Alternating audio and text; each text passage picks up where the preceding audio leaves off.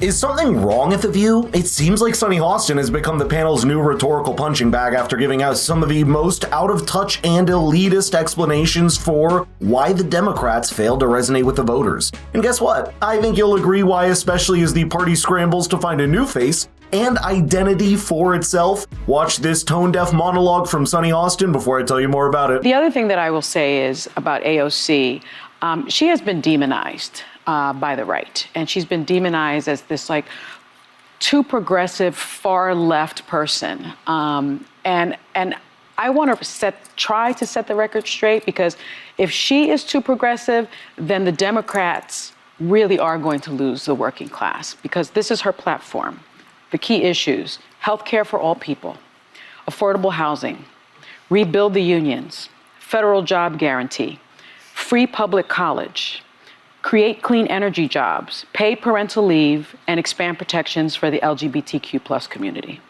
If that is too progressive for this country, then that's a problem for the Democrats, and that's a problem, quite frankly, for this country. That used to be a description of a liberal. But the devils are also... healthcare for all should be an everybody issue. But the devil's in the details, because a lot of this country does not support, for example, the Green New Deal, which would absolutely crush jobs across this country, wreak havoc on the economy. It would create millions of jobs, actually. It would actually make international travel virtually impossible to do because of some of the regulations that have been in place. Universal health care. You should have, of course, anyone who needs emergency coverage, people should have catastrophic coverage, but most Americans think they want to have some choice and optionality in their health care. There's a reason Obamacare did not have the public option. That's not where the majority of the country is.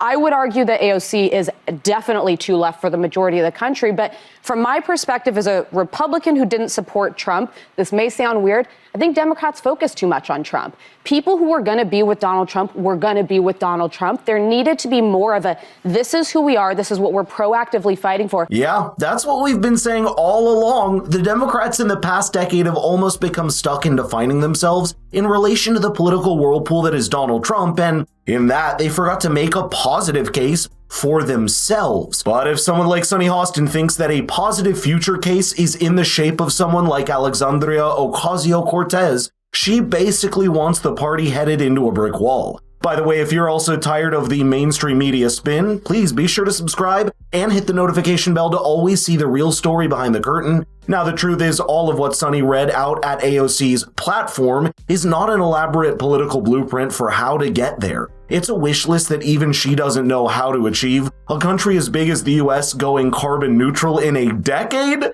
70% top tax rates on billionaires? Just declaring things like healthcare and housing a right as if they'll just appear out of nowhere without the incentive structure needed? No wonder AOC lost the top position on the Democrat House Oversight Committee, because as much as we say the party needs new and fresh leadership to come up, even the Democrats realize she's way too far left to be able to unite the electorate behind the party or deliver on any of her tall claims. A similar problem affected Kamala Harris's presidential candidacy, and we all saw how that turned out for her. And I can think of 3 or 4 policies that were laid out by the vice president. She talked about this support for elderly parents. She talked about these first-time homebuyer payments. But they need a opportunity economy. But again, that's a platitude. What does it mean? You know, like, and I didn't know that by a 90-page But white paper. But in this world we live in, by like when you have 3 months especially, I don't know that people knew what she was for. And then a lot of her positions in 2020, she was on the complete opposite side of now. So I think you have to decide what is it, not just what you're against. Wait a second.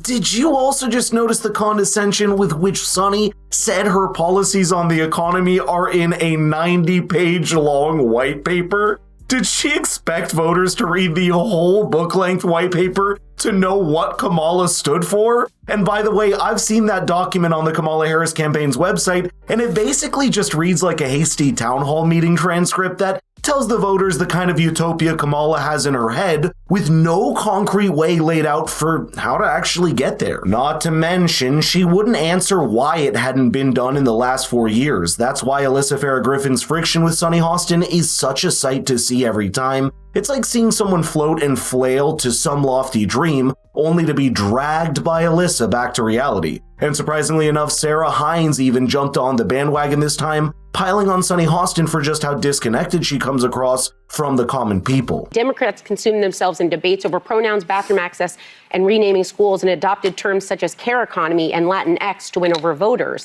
And I think what it comes down to is oftentimes Democrats tend to tell people what to care about rather than listening to what they actually care about.